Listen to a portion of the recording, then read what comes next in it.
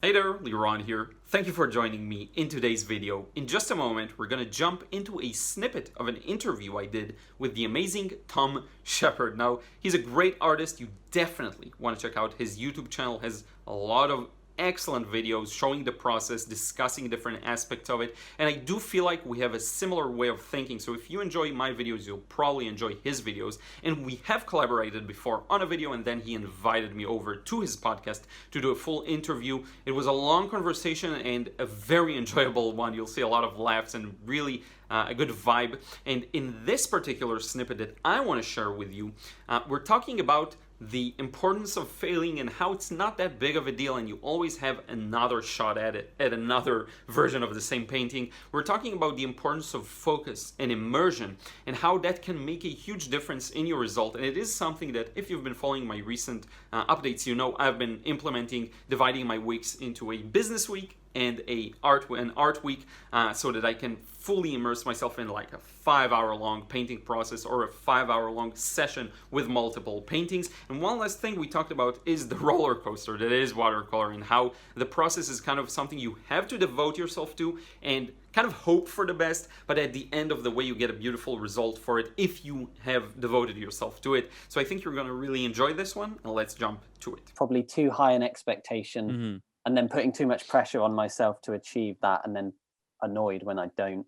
I don't know if you can relate to that at all. Yeah, I can relate. And I think very often it's like, it's just the first try. The first time you're going to paint a scene, it's likely that you'll fail some aspects of it. And even though it can be boring to some people to paint the same thing over and over again, if you just did something for the first time, you probably missed a lot of things. You probably missed a lot of small details, a lot of even the overall balance. Probably you got it wrong. So it actually makes sense that you won't get it right the first time. But yeah, I can totally relate to everything you said. I think the other thing is, and you know, like if we take, say, just the other two painting mediums, for example, of acrylic and oil, you know, where these are additive and you can go in and out of light and dark, you can keep working on a painting. You know, when something isn't working, you have a lot of options in oil or acrylic. With watercolor, it's not quite as what's the word? It's not quite as unforgiving as people initially think, but there's still a level of like, it's a good point. It's a really good point. It's good that you did this, gave this, this disclaimer.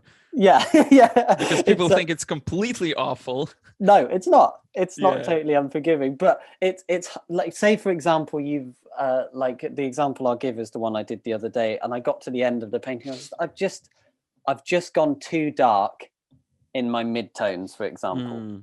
There's nothing I can do about that. If it was acrylics, I could spend 20 minutes and bring it all up, but I can't do that. But so I think watercolor, more than any other medium, because of that, it almost forces us to have to repeat a painting maybe a few times in order to get what we're after. Because then I tried again, and I messed up another aspect of like diving in wet into wet too early and destroyed a really lovely area. And I was like, oh, whatever.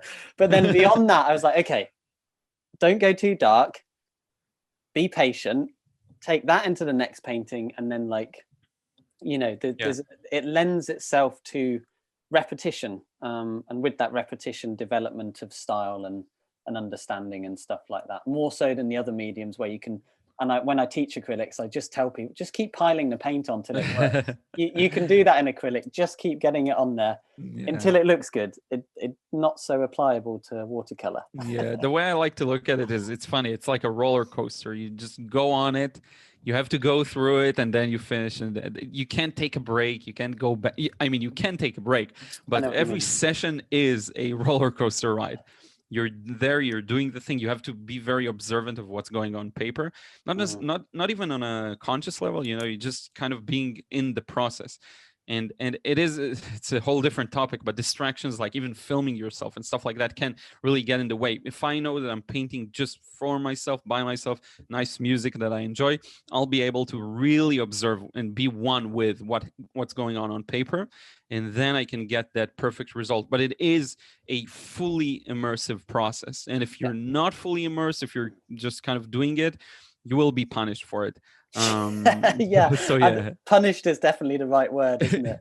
I think again, because because watercolor is so much about timing, isn't it? Like with everything, it's not like acrylic and oils where you can get distracted and wander off for 10 minutes and come back and pick up where you left off. Watercolor, we're spending moments of time just waiting for the perfect moment to drop colors in or do a brush stroke. And I think that what two things I want to pick out there that I think are really lovely that you touched on and really important is the fully immersive nature of it.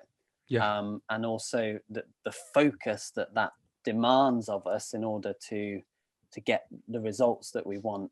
And then the second thing I've forgotten, but let's focus on that for a moment. I can actually expand on the focus thing for a while, just to give you an example of, I love plein air. I'm not doing it enough at all, but the one thing I notice is whenever I do plein air, it's just time disappears. I'll be there, I'll do the painting. I don't think about anything while I'm doing it. And I'm really able to, there are no worries at all. If I had my stomach is very reactive to my worries. I get a stomach ache when I'm nervous. Okay. Nothing like that. So that full focus, that's the one kind of byproduct of it. It really is time. It's a window of time where I'm so in it that I don't even, the time just goes and I'm like, okay, it's been an hour or an hour and a half. Yeah. So yeah. No, I totally know what you mean. And I think when we briefly spoke before, I mentioned a recent self-portrait that you did, for example. Yeah. And the first thing you said about it was not so much how happy you were with the end result or anything like that. The first thing you said was the demand of focus that it took, but also in that very intense focus, I can't remember exactly what you said, you probably will remember, but you kind of, you almost have to step your game up, or you realize your game is actually higher than you realized it was, maybe is a better way of putting it. I'm sure like athletes talk about, peak moments and peak performance and where they almost go beyond what they thought they were capable of. And all of their training kind of comes together. It's almost like that when you really are in that fully immersive zone with a watercolor. I think you will relate. You quite often surprise yourself as what you are capable of doing and what comes out of it. Yeah, it's very true. That was the factor that helped me to produce something that's you can look at it either like my actual current level or above the current level. Yeah, it makes a huge difference. I really believe in that. And I think it is important to just take that time to, and I have to start doing more of that, to just paint for yourself. With the music you like, I'm all for music because it really helps me. Sometimes I can feel like I have to turn it off because I really need to focus, but for the most part, it really helps me. I think it is important to dedicate that time and to take things very slowly. And people often confuse the two. You have to work fast with watercolor. You have to work fast in specific parts of it, specific aspects of it. You do get a moment here and there to stop and really look at it. And definitely, yeah. I think there's I forget the phrase I use when I'm teaching. Exactly as you said, there's moments when you need to work with a sense of urgency, maybe but you need to be really focused, and it's not slapdash, it's quite the opposite, but you need to be quick about it. But yeah, you're absolutely right. There are times in watercolor, it has a real rhythm to it, doesn't it? And I think the more you paint, the more you realize, right, I'm about to enter one of these periods that's going to be quite intense. And if I break my concentration in this next little period, you have to I've brace it. Yeah, it's coming. Yeah, take a moment. Here we go. But it's funny though, you mentioned the roller coaster there, and we're talking about the rhythm of a painting, riding the painting, all of this stuff, which sounds a little bit kind of, I don't know, a little bit out there to some people, a little bit esoteric, but it's such an important part of painting. And when you start to learn to kind of ride with a painting and just kind of go with it, I think interesting stuff can happen. It doesn't always work out, but interesting stuff can happen. And also, like you spoke the roller coaster again, like you said, you almost have to go through the painting, go through the ride of the painting, then you get to the end result, and then you decide whether you like it or not. You can't really make that decision on the way. Yeah, it's true. Yeah, it's just true. gotta hold tight and ride it out. Exactly. And I have it because I come from an oil painting and an acrylic background. That's my background. I moved to watercolor maybe 4 or 5 years ago, and probably I rarely paint with anything else unless I'm demonstrating. It's like my choice in the studio is watercolor. And I have experienced that kind of rhythm to a painting and a roller coaster of a painting with the other mediums, but I think it's intensified with watercolor because of the time frame that the we're time working frame with. kind of is squeezed, I think. Definitely. Yeah, I quite often get to the end of the painting and like maybe my head's spinning, or I'm like, just need to sit down for 10 minutes and calm down. You realize how focused you were and how Yeah. much attention it took. It's very true. It's a good way of putting it.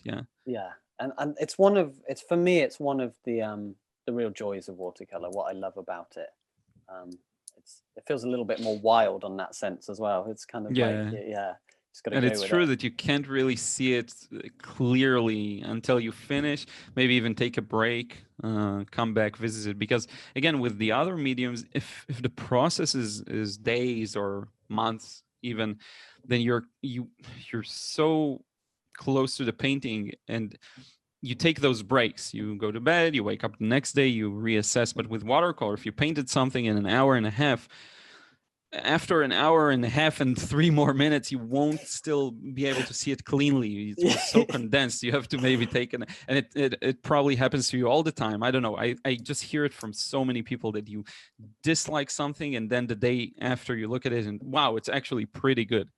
Absolutely. And I wasn't able to see it as clearly, I think that's really true. I think you may there's many different reasons, I think, but I think when you're painting it, we tend to obsess over individual parts as well, or I personally maybe get too caught up in the bits that didn't turn out maybe quite as I would have liked or as I planned, and then you come back after a night or even a week or so, and the overall scene works. It doesn't matter, that detail is not as exactly, and that's intrusive.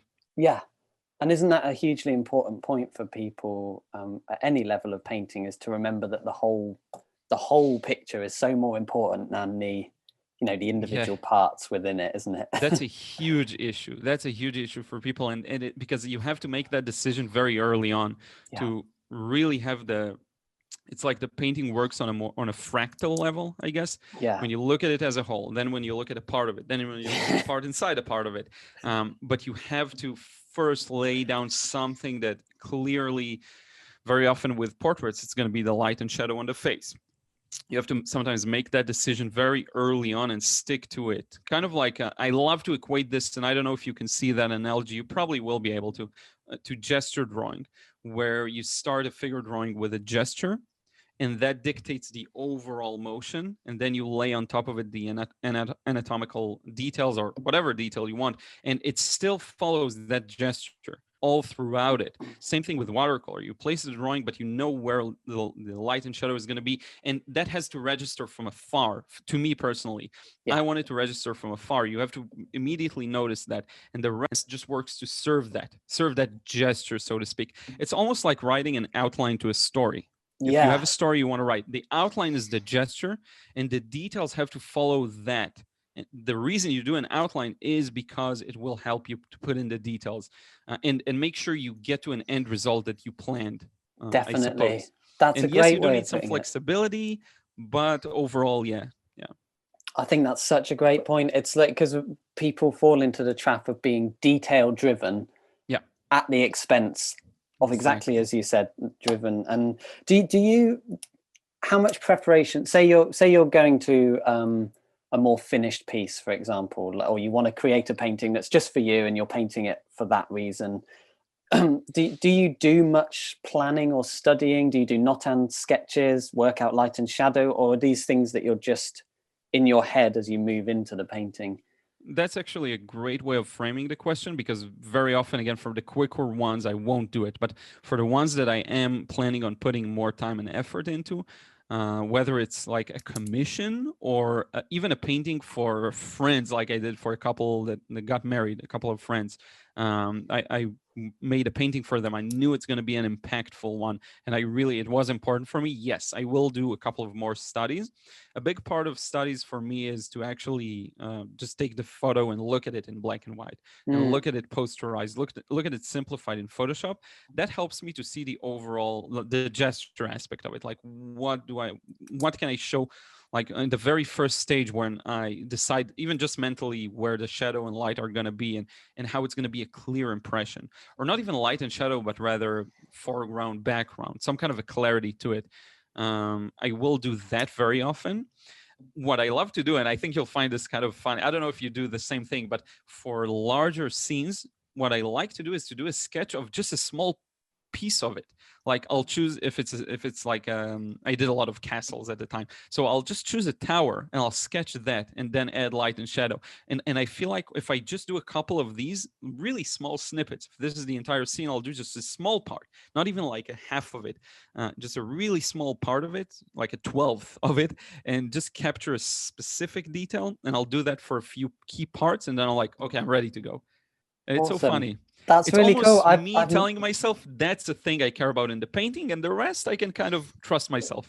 That's really cool. I've never done that, but I like it. But what I can liken it to myself, and again, this is something I encourage my students to do, is to take time to think about, and it sounds like such an obvious question, but think about, what is it that attracted you to this subject? Don't just, because if you don't have that, then you're going to struggle to work out what your gesture is, or what your outline story is, what your game plan is, whatever you want to call it. If you don't know why you're drawn to the painting, you're going to get sidetracked and sidelined by all of this endless possibilities of what you could do, instead of like being a bit more focused on what you want to do as an individual.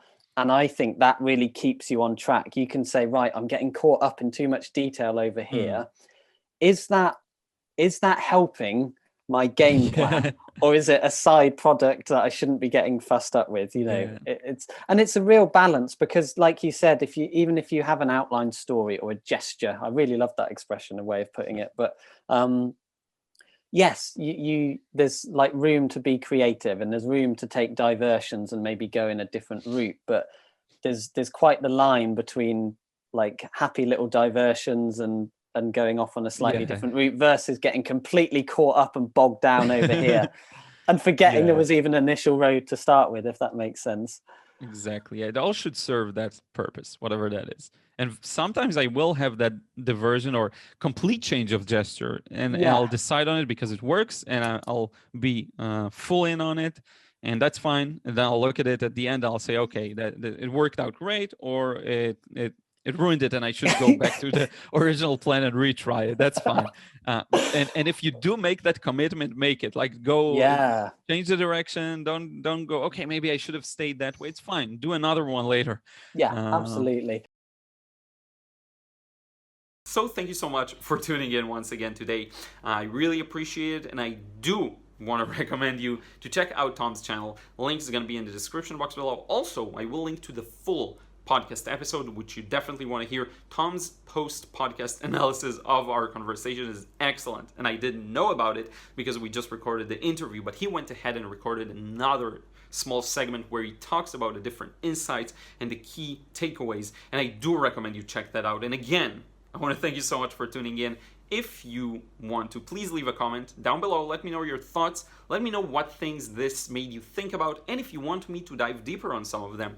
And also, if you enjoy that kind of content, I do want to do more interviews. Leave a like if you can, and subscribe if you still aren't. Hit the bell button. It really helps me reach more people. I want to thank you, and I will see you again real soon.